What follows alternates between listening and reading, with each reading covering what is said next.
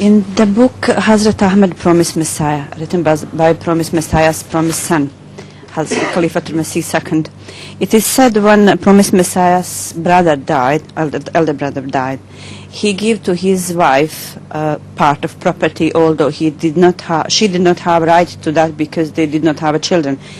And it said that Promised Messiah was against adoption of children, but he gave it to make her please and her adopted son. We know that Ahmadis, also Muslims, we adopt children. Will Huzur please give some more light what is really meant by this, that he Promised Messiah was against this? Have you understood the question? Vaguely, no. Shall I repeat? Yeah. The question, just tell us what you want to find out. Adoption? About adoption of children, because it said And Promised Messiah inheritance was against. involved in that? About adoption of children, That's right. because it said Promised There Messiah was there is against that. the question of adoption should not be raised with reference to the promised Messiah. It should be raised with the reference to Hazrat Sallallahu Alaihi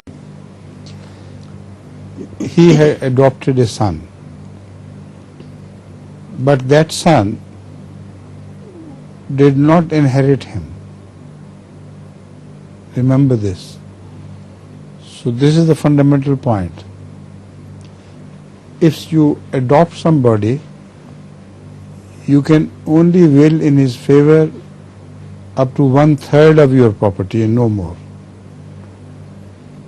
But it's like making a will in favor of anybody.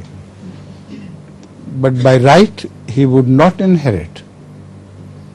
Is the son, his father, so-called father, who had adopted him. Right? Does this answer your query or not?